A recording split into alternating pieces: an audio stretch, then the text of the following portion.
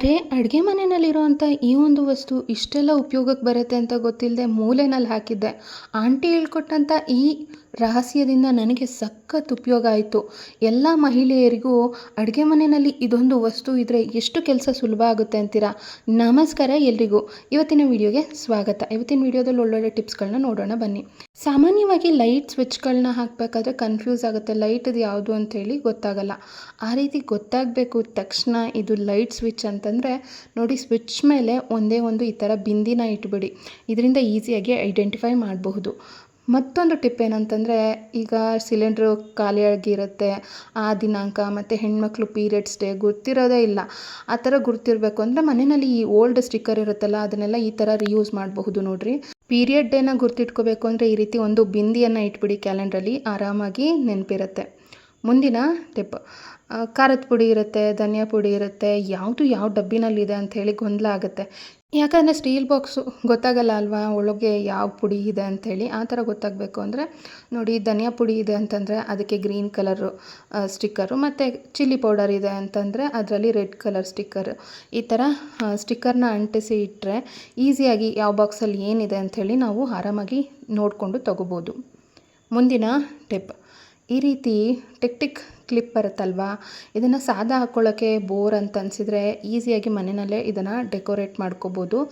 ಚೆನ್ನಾಗಿರುತ್ತೆ. ಮತ್ತು ಮಕ್ಕಳೆಲ್ಲ ಇದ್ದಾರೆ ಅಂದರೆ ಅವ್ರಿಗೆ ಈ ಥರ ಎಲ್ಲ ನಾವು ಡಿಸೈನ್ ಮಾಡಿ ಹಾಕಿದರೆ ಅವ್ರಿಗೂ ಕೂಡ ಇಷ್ಟ ಆಗುತ್ತೆ. ಇನ್ನೇನು ಖಾಲಿಯಾಗಿದೆ, ಬಿಂದಿಗಳು ಹಳೇದಾಗಿದೆ, ನಾವು ಬಳಸಲ್ಲ, ಆ ಬಿಂದಿಗಳನ್ನ ಕೂಡ ಇದಕ್ಕೆ ಯೂಸ್ ಮಾಡ್ಕೋಬೋದು. ಆ ಥರ ಬಿಂದಿಗಳಿದ್ರೆ ನೋಡಿ, ಒಂದೊಂದೇ ಸ್ಟಿಕ್ಕರನ್ನು ತೊಗೊಂಡು ಈ ರೀತಿ ನಮ್ಮ ಕ್ರಿಯೇಟಿವ್ ಮೇಲೆ ನಾವು ಡೆಕೋರೇಟ್ ಮಾಡ್ಕೋಬೋದು.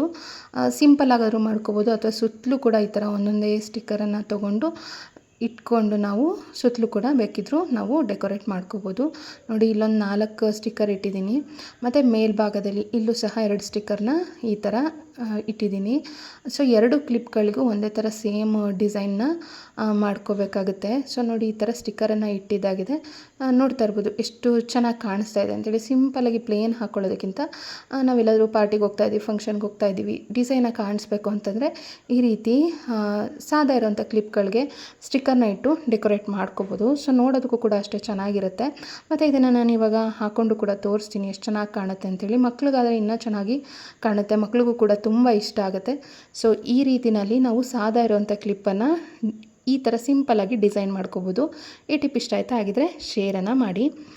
ವಿಪರೀತ ಹೀಟಾಗಿದೆ, ಪಾದ ಉರಿಯುತ್ತೆ, ಅಥವಾ ಹೊಟ್ಟೆ ನೋವಿದೆ, ತುಂಬಾ ಹೊಟ್ಟೆ ಹಿಡಿದು ಬಿಟ್ಟಂಗೆ ಆಗುತ್ತೆ, ಅಷ್ಟು ಹೊಟ್ಟೆ ನೋವಿದೆ, ಉರಿ ಮೂತ್ರ, ಯೂರಿನ್ಗೆ ಹೋದಾಗ ಎಲ್ಲೋ ಕಲರ್ ಹಳದಿ ಬಣ್ಣದ ಮೂತ್ರ ಅನ್ನೋದು ಆಗ್ತಾಯಿದೆ, ಸಿಕ್ಕಾಪಟ್ಟೆ ಈ ರೀತಿಯ ಸಮಸ್ಯೆಗಳಾಗ್ತಾಯಿದೆ, ಕಣ್ಣುರಿ ಅಂತೆಲ್ಲ ಅನ್ನೋರು ನೋಡಿ, ಎಳೆನೀರಿನ ಜೊತೆಗೆ ನೀವಿಲ್ಲಿ ಏನು ನೋಡ್ತಾ ಇದ್ದೀರಾ, ಇದು ಚಿಯಾ ಸೀಡ್ಸ್ನ ನೀವು ಮನೆಯಲ್ಲಿ ತಂದಿಟ್ಕೊಂಡು ಇದನ್ನು ಆಗಾಗ ಬಳಸ್ತಾ ಇದ್ದರೆ ತುಂಬಾ ಒಳ್ಳೆಯದು. ಸಾಕಷ್ಟು ಆರೋಗ್ಯಕರ ಲಾಭಗಳು ಅನ್ನೋದು ಸಿಗುತ್ತೆ ಇದನ್ನು ಬಳಸೋದ್ರಿಂದ.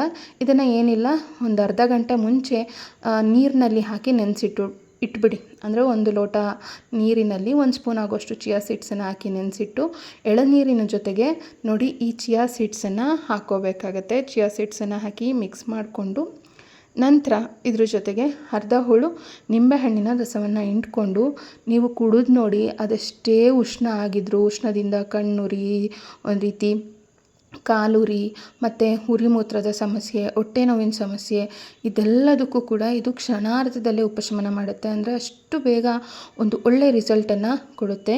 ದೇಹದ ಉಷ್ಣತೆಯನ್ನು ಕಡಿಮೆ ಮಾಡ್ಕೊಳ್ಳೋದಕ್ಕೆ ಇದು ಒಂದೊಳ್ಳೆ ಮನೆಮದ್ದು ಅಂತಲೇ ಹೇಳ್ಬೋದು.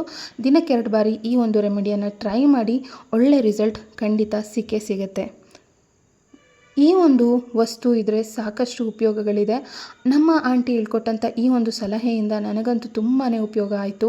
ಇದೇನು ಉಪಯೋಗಕ್ಕಿಲ್ಲ ಅಂಥೇಳಿ ನಾನು ಅಡುಗೆ ಮನೆಯಲ್ಲಿ ಎತ್ತಿಟ್ಬಿಟ್ಟಿದ್ದೆ. ಯಾವಾಗಲಾದರೂ ಬೇಕಾದಾಗ ಅಪರೂಪಕ್ಕೆ ಕಾಯಿ ತುರಿಯೋದಕ್ಕೆ ಮಾತ್ರ ಅಂಥೇಳಿ ಇದನ್ನು ಬಳಸ್ತಾ ಇದ್ದೆ. ಹೊಸದನ್ನು ಖರೀದಿಸಿದ ಮೇಲೆ, ಕಾಯಿ ತುರಿಯೋಂಥ ಹೊಸ ಸ್ಟ್ಯಾಂಡ್ ಖರೀದಿಸಿದ ಮೇಲೆ ನಾನು ಇದನ್ನು ಬಳಸ್ತಾನೆ ಇರಲಿಲ್ಲ. ಬಟ್ ಇದನ್ನು ಈ ಥರ ಎಲ್ಲ ಬಳಸ್ಬೋದು ಅಂಥೇಳಿ ನೋಡಿ ಶಾಕ್ ಆಯಿತು.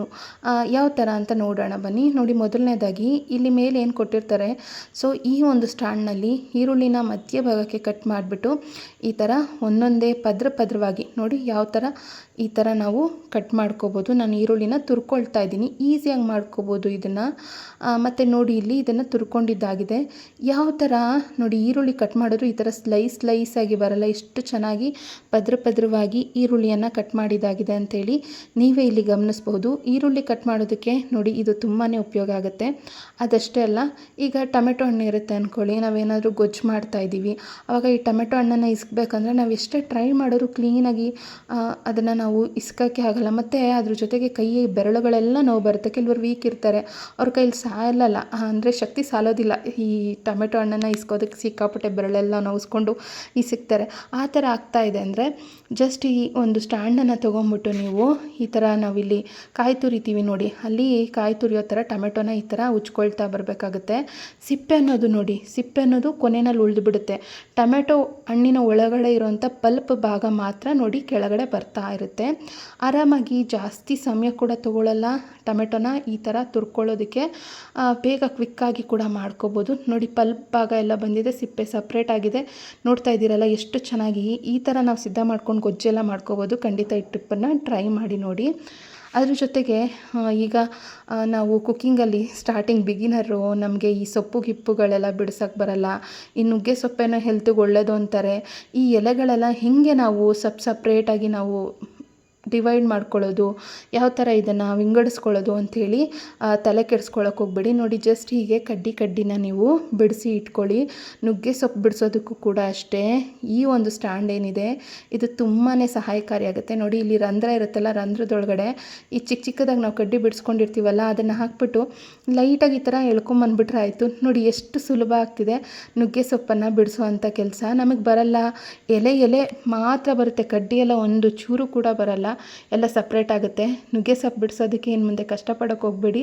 ಸೊ ಯಾರೆಲ್ಲ ಬಿಗಿನರ್ ಇದ್ದೀರಾ ಅವ್ರಿಗೆ ಖಂಡಿತ ಈ ಒಂದು ಟಿಪ್ ತುಂಬಾ ಉಪಯೋಗ ಆಗುತ್ತೆ. ನೋಡಿ ನಾನು ಹತ್ರದಿಂದ ನಿಮ್ಗೆ ತೋರಿಸ್ತಾ ಇದ್ದೀನಿ ಎಷ್ಟು ಚೆನ್ನಾಗಿ ನುಗ್ಗೆ ಸೊಪ್ಪು ಬಿಡಿಸೋ ಕೆಲಸ ಆಗ್ತಾಯಿದೆ ಅಂಥೇಳಿ ನೀವೇ ಇಲ್ಲಿ ಗಮನಿಸ್ಬೋದು. ಒಂದೊಂದೇ ಕಡ್ಡಿ ಇಡೋದು ಇಲ್ಲಿ ರಂಧ್ರದಲ್ಲಿ ನಿಧಾನಕ್ಕೆ ಹಿಂಗೆ ಎಳೆದ್ರೆ ಆಯಿತು. ನೋಡಿ ಒಂದು ಚೂರು ಕಡ್ಡಿ ಉಳಿಯಲ್ಲ. ತುಂಬ ಚೆನ್ನಾಗಿ ಎಲೆಗಳನ್ನು ನಾವು ಈ ವಿಧಾನದಲ್ಲಿ ಬಿಡಿಸ್ಕೊಳ್ಬೋದು. ಈ ಕಿಚನ್ ಟಿಪ್ಸ್ ತುಂಬಾ ಉಪಯೋಗ ಆಗುತ್ತೆ.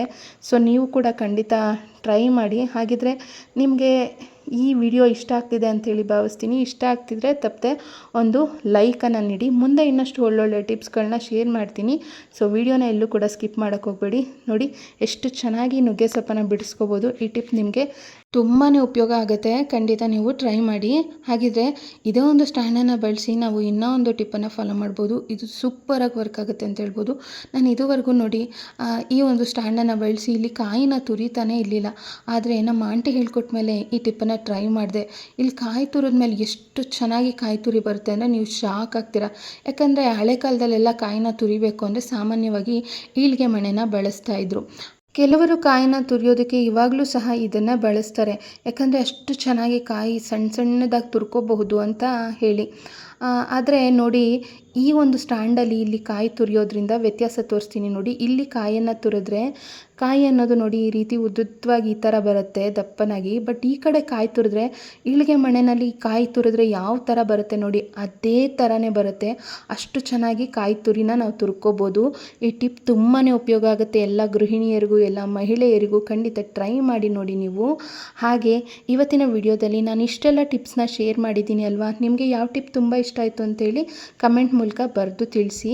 ಈ ವಿಡಿಯೋ ಇಷ್ಟ ಆಗಿದ್ರೆ ಮತ್ತೊಮ್ಮೆ ಕೇಳ್ತಾ ಇದ್ದೀನಿ, ಲೈಕ್ ಕೊಟ್ಟು ಶೇರ್ ಮಾಡಿ. ಚಾನಲ್ನ ಯಾರೆಲ್ಲ ಸಬ್ಸ್ಕ್ರೈಬ್ ಮಾಡ್ಕೊಳ್ದೆ ನೋಡ್ತಾ ಇದ್ದೀರಾ ಸಬ್ಸ್ಕ್ರೈಬ್ ಮಾಡಿಕೊಂಡು ಸಪೋರ್ಟನ್ನು ಮಾಡಿ. ಮುಂದಿನ ವಿಡಿಯೋದಲ್ಲಿ ನಿಮ್ಮ ಜೊತೆಗೆ ಇನ್ನಷ್ಟು ಒಳ್ಳೊಳ್ಳೆ ಟಿಪ್ಸ್ಗಳನ್ನ ಶೇರ್ ಮಾಡೋದಕ್ಕೆ ನಾನು ಮತ್ತೆ ಬರ್ತೀನಿ.